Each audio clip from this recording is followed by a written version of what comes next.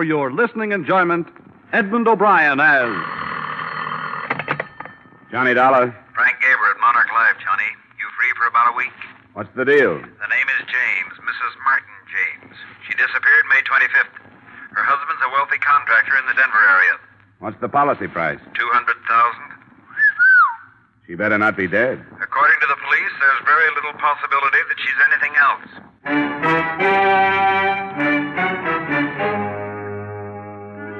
Edmund O'Brien in another adventure of the man with the action-packed expense account. America's fabulous freelance insurance investigator. Yours truly, Johnny Dollar.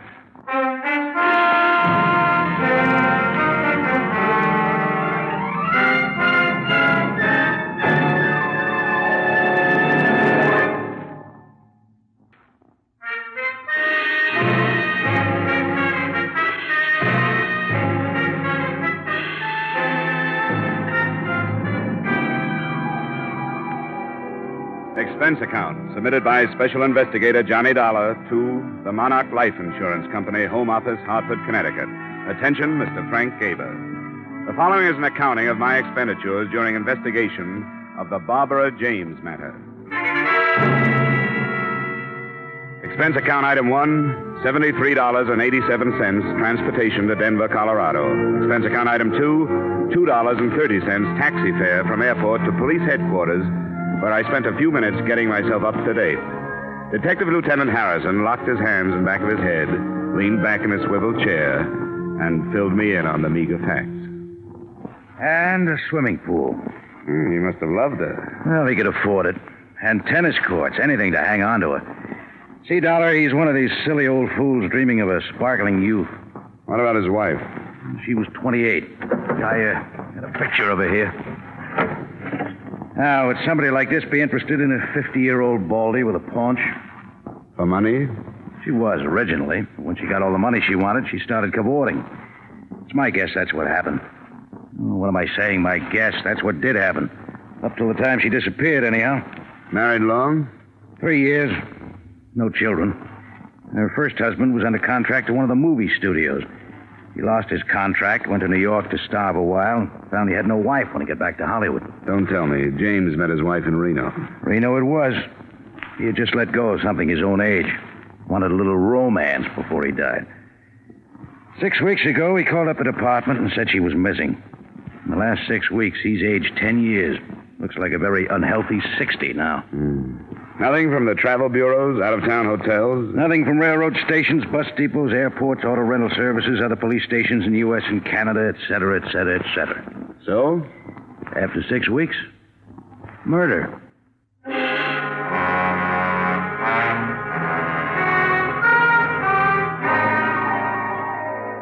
Expense account item 3, $1.50 taxi fare to the lush mansion of Mr. Martin James.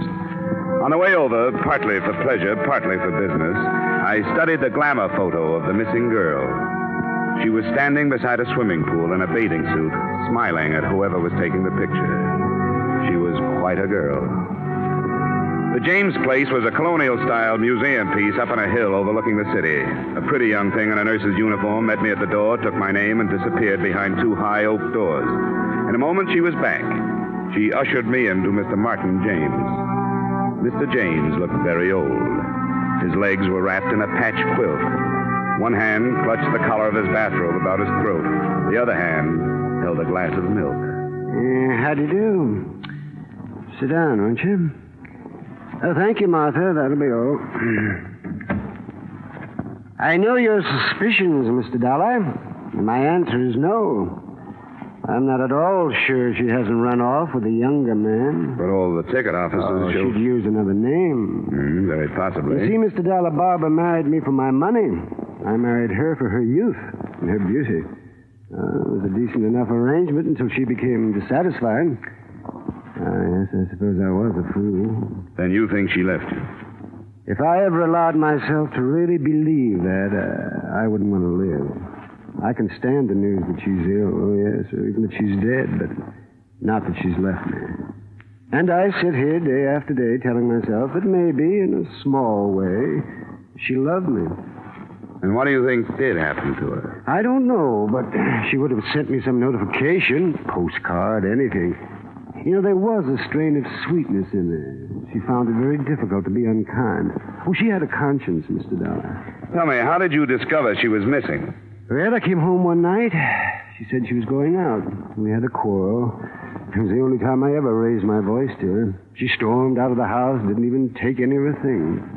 You know any of her close friends who left town? No, I don't. But, of course, I didn't know all of her close friends. I suppose not. Well, Mr. James, can you suggest any of her friends that I might start with? No, Mr. Dollar.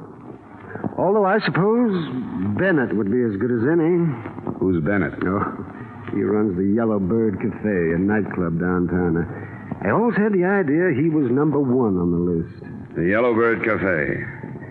Well, thanks, Mr. James. If I hear anything new, I'll let you know. Thank you, Mr. Dollar. Oh, one more thing. Yes? If you find her, and she did leave me, tell her she needn't come back.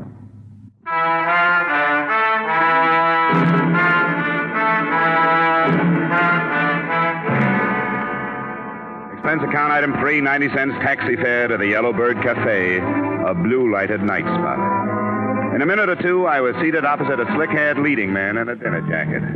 From the size of the bills on his desk, I'd say his wallet was pretty well dressed, too. Don't look at them too long. They'll burn your eyes out. Must be awful to have to rake all that off the lawn every morning. Oh, I just wanted to impress you. That's a whole week's take. Denver isn't what I call a good club town. My place in Frisco does much better. The only town worse than Denver for club trade is Cleveland. Cleveland pulls in the gutters at 6 p.m. Well, I'll keep that in mind if I ever get the urge to open up a clip joint. I'm here about Barbara James. It's funny how that name keeps cropping up. I suppose it'll keep cropping up until somebody finds her. You have any ideas? Sure, lots of ideas. She could have crossed against the light, fallen into the Great Divide, thumbed her way to Hungary. You're a comedian. Oh, now, look, Dollar. I'll tell you what I told the lieutenant. I don't know anything about it, and if you insurance rubes had any brains, you'd check with the cops first before making fools out of yourself. You saw quite a bit of her. Saw, that's right, saw. That was a long time ago. Listen, guy, I got a book in my pocket with names of girls to make Barbara James look silly. Now, why should I take away an old man's child bride? That's not the way I heard it. All right, for laughs, sure, I used to take her out. She was lonely. She used to come in here and sit alone at a table. I had nothing else to do. We'd dance. I'd buy her a few drinks. That was it. She gave you the brush, Bennett. Oh, yeah, sure. You don't like to be given the brush. Anytime I can't hang on to a dame like Barbara. She gave you the brush and you didn't like All it. right! All right, Dollar, she gave me the brush. I took that girl and gave her a new life. She was stuck with that old guy up there on the hill. She poured out her heart to me. Told me how it was to live up there. Well, I listened to all that. Listened like I was interested. And she turned around and kicked me. Who'd you run off with? I should remember. Your cooperation would be appreciated. Oh, get out of here. I'm busy. Thanks. You've been a big help. I hope you find her. Dead.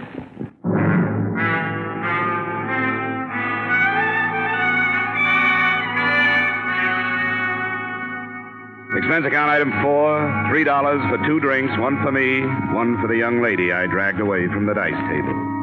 2 drinks later, I was a lot better informed. You know, if he catches me talking to you, I'll probably be fired. If he catches you, you'll deserve it. I bet they were quite a team, this Bennett and Barbara. Oh, she gave him the brush. That's what everyone said. You think she's dead? I don't draw any conclusions without having the facts. Bennett hates to be brushed. So do I. Bennett started this place on money he borrowed from James. Now, that's a new thought. Mm-hmm. Here's another. Barbara James's first husband is in town. I didn't catch the name? Fred Fogel. Another leading man. Another leading man. Yeah, I think that's worth another drink. Uh-oh. Here comes Bennett. Say, where's this Vogel staying? The Parkson. Goodbye now. Well, I see you're pumping the help. Oh, just browsing. Browse elsewhere, huh? Right. Well, it's been swell. Wait a minute, Dollar. What did she tell you? We discussed baseball. Come on, sit down, Dollar. Make up your mind. All right, sit down. Look, Dollar, I don't know where Barbara James is, and for all I care, she's at the bottom of the ocean, but there are a few things that have nothing to do with this case, which I would hate to have circulated around. Every man has personal matters. I'm glad you recognize it. Now, come on, what did she tell you? You didn't tell me Vogel was in town. Is he? What's he doing here? How should I know? All right, Bennett, forget it. But listen, this girl, this Dice girl, I don't go firing her or anything. I appreciate your interest in her welfare, Dollar, but I keep her for all the things she doesn't say. Finish your drink, Dollar. Ice is melting.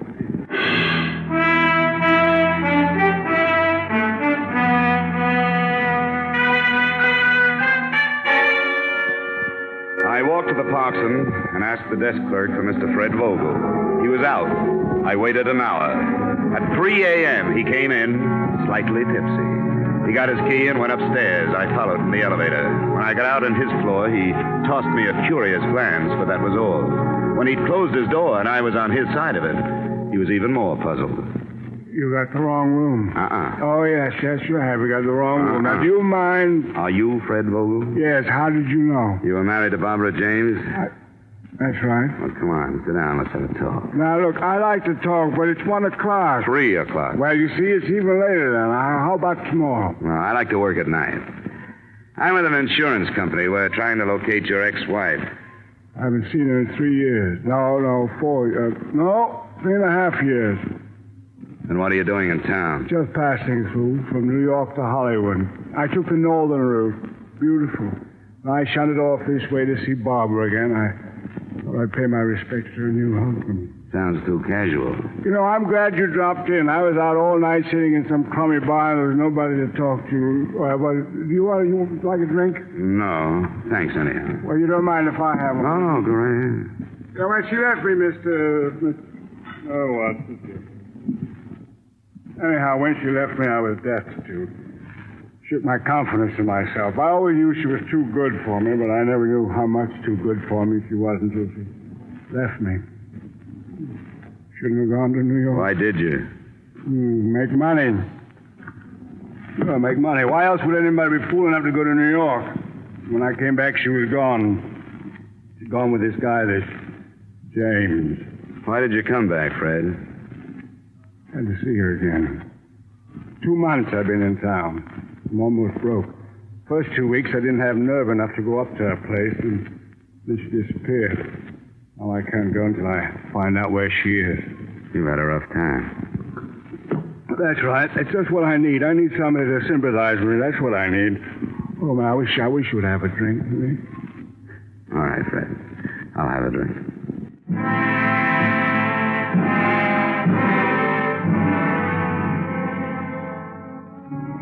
I went home at 5 and slept till 11. The only reason I woke up then was because somebody was ringing a telephone in my ears.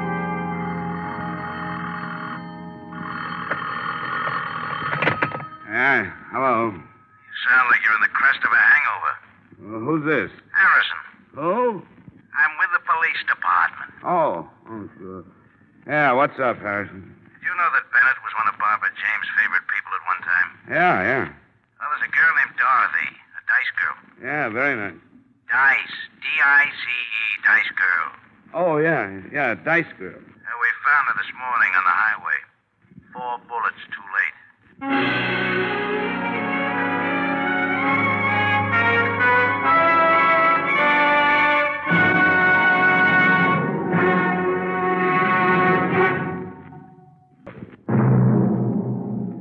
And now, with our star, Edmund O'Brien, we return you to the second act of Yours Truly, Johnny Dollar.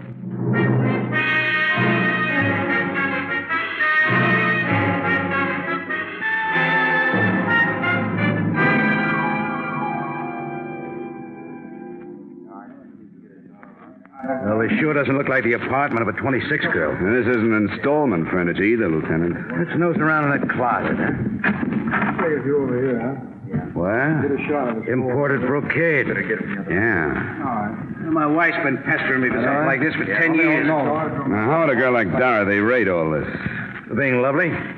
Or for being quiet? Possible. It's usually the former. Yeah, that's true. Wait a second. What are you doing? Looking at this label.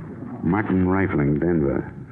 Now lead me to the classified. Yeah, it's very cute, Dollar. Wish I'd have thought of that. Here's the yellow book. Thanks. Let's see. Dresses. Here we are. Now, Rifling. Right here. Martin Rifling, early 5687. There you are, Lieutenant. Make the call in the name of the law. 5, 6, 8, 7. I hope they still have the records. On the other hand, a customer like this, if... hello, say this is Lieutenant Harrison, Police Department. Have you got the records on a Miss Dorothy Weller? No, all right, sure. What's the deal? Says I have to talk to the manager. Hello, say this is Lieutenant Harrison, Police Department. I'd like some information regarding a Miss Dorothy Weller. Yes, Weller. She had quite a substantial account with you, didn't she? 3,000. Wow. Look, who paid the bills? What? She did? Well, did she ever come in with anybody? I see. Yes, I see. All right, thank you. Nothing. She paid everything herself. The bankroll wants to keep itself a secret. Well, let's check on some of this other stuff. Probably the same deal, Lieutenant. She was getting plenty from somewhere, and the gift was strictly anonymous. Got the ideas? Same one you got. I want to mess around here for a while. You go on over to Bennett's and check. I'll let you know if we're right, Lieutenant. And look, why don't you take some of that imported brocade back to your wife? Huh? Don't be silly. Then I'd have to take her someplace expensive to show it off.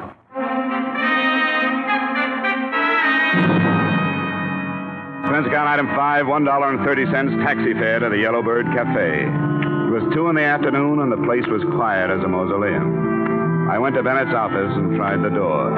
It opened. Bennett was in his chair, bent over the safe. As I closed the door, he bounced up. Dollar.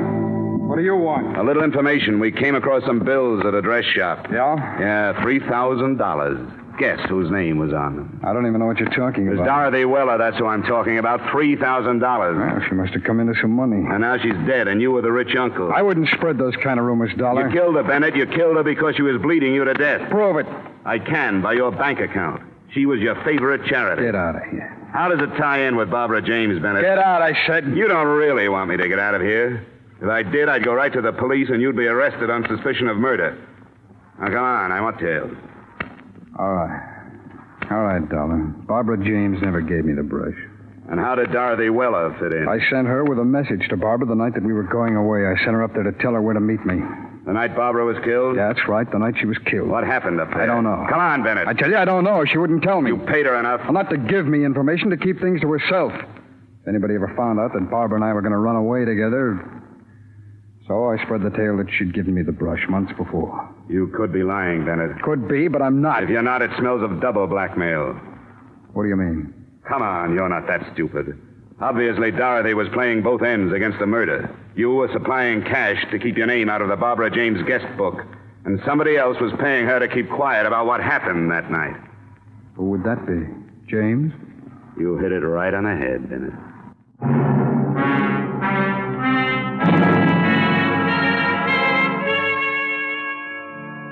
Expense account item 6, transportation to the Martin James place. I found old Mr. James out by the swimming pool, accumulating a wrinkled tan. He sent the nurse for something cool for me, and we settled down to conversation. Are you calling me a liar? All I know is something drastic happened the night Barbara James disappeared. Now, look, I don't prosecute anybody. I'm just an insurance man. My job is to find your wife, that's all. Well, I've told you the truth. I'm afraid not, Mr. James. Because it happened something like this. You came home. Barbara was packing. She was there with another girl, a girl named Dorothy Weller. She told you she was running away with Bennett. You had a quarrel. Oh, it's the most You've been ridiculous paying thing. Dorothy Weller plenty to keep that quarrel to herself. Why, that's sheer invention. Investigation, Mr. James.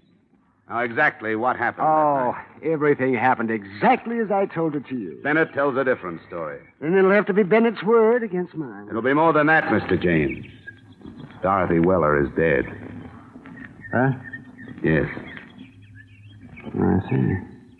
Now, what happened that night? So we quarreled. Barbara said she was going away with Bennett. I didn't want her to go. She left anyhow. I paid Dorothy Weller a good deal of money, not to mention the quarrel, to the police. What happened to your wife, Mr. James? I don't know. She didn't run away with Bennett. What happened to her, Mr. James? I don't know. You killed her, didn't you? No, You told her no. you'd kill her before you'd let her go. Then she tried to go and you shot her. Oh, no, that's a lie. Well, Mr. James, it's only a matter of time. Don't admit anything now. You don't have to. The only witness is dead. But we'll find the body. Oh, thanks for the drink.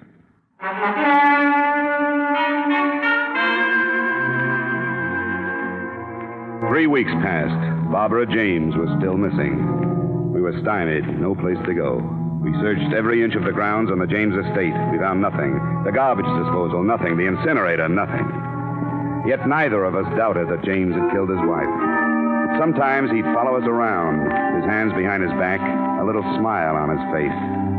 I got to hate James. It was like losing at canasta night after night to the same guy. One day I was standing in the patio looking down into the blue water of the pool when somebody tapped me on the shoulder. Mind if we clean it? Huh? The pool. Oh, well, you better ask Mr. James. Oh, I thought you was going to use it or something. No. Well, we service the pool every 2 weeks. Unless somebody's using it, we go right to work, you know. Well, go right to work then. Yeah, sure thing. We built this pool, you know. Oh, really? Yeah, I've been building pools in and around Denver for 25 years. My father was in business before that. This here's a beautiful job we did. We take real pride in this here pool. Yeah, it's a nice pool, all right. Oh, we got some beauties all around, but this here's our pride and joy. Solid gunite all the way through. Steel reinforcements, loot-waller pump and motor. Best equipment you can buy. This thing set old Mr. James back a plenty, but you get what you pay for. Nobody builds a better pool than us for the money. Oh, that's all? Oh, sure. And we take our time. We routine the work so you get the pool as soon as possible, but that gunite, you know, it has to set at least 28 days. Then the plaster. I wouldn't fill it until all that had a chance to settle. But Mr. James got awful impatient. Wanted the pool filled 10 days after we gun-nighted. I told him, I said, Mr. James, you don't build a pool like this every day. He said, I know that. And I said, Mr. James, you want this pool right, and I'm going to make it right for you. A few more weeks ain't worth getting impatient about. Ah, impatient, was he? Oh, my, you should have heard him. But we stood our ground, you know. Oh, goodness, I wouldn't ruin a $10,000 pool for the sake of 2 weeks. Hey, what's gunite? Well, I'll tell you. Gunite's a fine cement. We blow it out of a gun at 60 pounds pressure. See, poured cement ain't as good for a pool. But when you blow the cement into that steel reinforcement we lay down, that really gets in there and sticks. Practically all swimming pools are made of gunite now. When did you start the pool, Mr. Dolph. Daniel T. Dolph. Oh, we started about, May 23rd. We excavated then. Then we laid the steel, the 26th. Then we... So the night of the 25th of May, there was nothing but a hole here. Oh, no, nothing but a big hole. We got the gardener to water down so he wouldn't cave in. Mr. Dolph, I'd like you to do something for me. Oh, sure thing. Drain the pool, will you? Drain it? Uh-huh. Oh, you don't have to aerodrain a Daniel T. Dolph pool. You see, the filter system and the automatic skimmer, they take care of all the... I want you to drain it and get some air drills in here and then tear out the bottom. What? Tear out the bottom? You crazy? Tear out this pool? Well, you'll be paid for it and I'll get the authorization. This beautiful pool? After we did a job like this, what for? What for? Maybe for nothing, Mr. Dolph.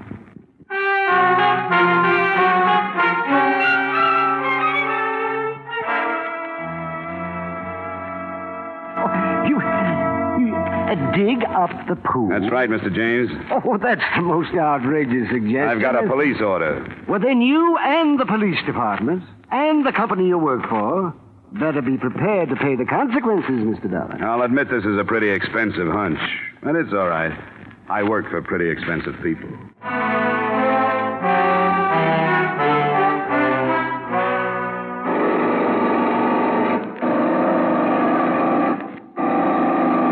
Hope you know what you're doing, Dollar. What? I said I hope you know what you're doing. Well, it's only a hunch, Lieutenant. May 25th, the girl disappeared. Now, May 25th, there was nothing but a big hole here. James knew that the next day they'd put the steel reinforcement in and then gunite over it. What better place for a body? Oh, here comes James now. What? I said James is coming. Oh. Hello, Dollar. How are things progressing? Pretty well, Mr. James. Yeah, I hope you're having a good time. Just like a small boy watching them tear up the street. Only this time it's going to cost you your job. Yes, and your company. A lot of money. The order comes from the police department, Mr. James. You have to bring that up. Don't you think this is all just a little bit childish, Dollar? Depends on what we find. If we don't find your wife, it's childish. If we do, it's logic. But rest easy, Mr. James. It won't be long now.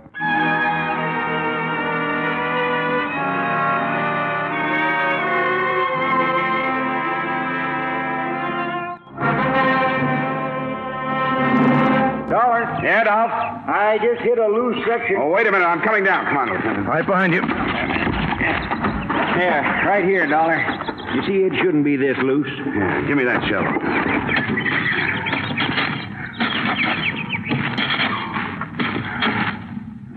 Look, Johnny.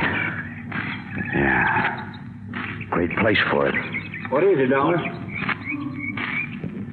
Dollar, what is it? It's a grave, Dolph. What? We better get after James. Hey, he's gone. Let's get up there. There he goes, Lieutenant. Hey, he's up on the porch. Come on, let's go. Stop! As you see, I have a gun. You know, when I had 2 more to your score, James. And why not? Dorothy and Barbara, and now you. Not this time. No, you don't. Let it go. No, Oh, nice work, Dollar. You all right? Just fine. But Mr. James isn't going to need a new swimming pool.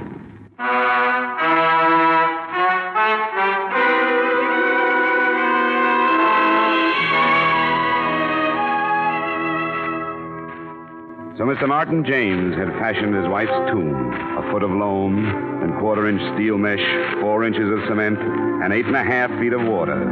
A good tomb made to last a lifetime. But unfortunately, it wasn't quite deep enough. Expense account item 9, same as item 1, $73.87, transportation, Denver, Colorado to Hartford. Expense account total, $344.59. Yours truly, Johnny Dollar.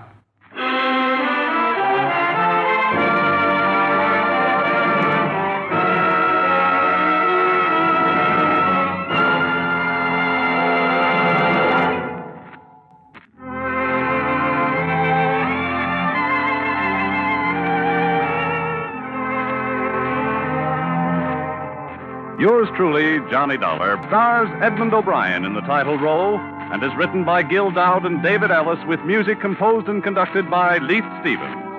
Featured in tonight's cast were Parley Bear, Jack Moyles, Howard McNear, Stacey Harris, Gene Spaulding, and Jay Novello. Yours truly, Johnny Dollar, is produced and directed by Jaime Del Valle.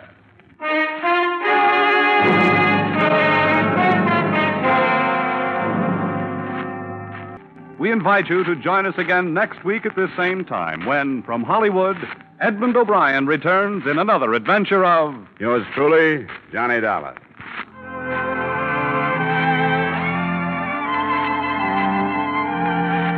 Bob Stevenson speaking. This is CBS, the Columbia Broadcasting System.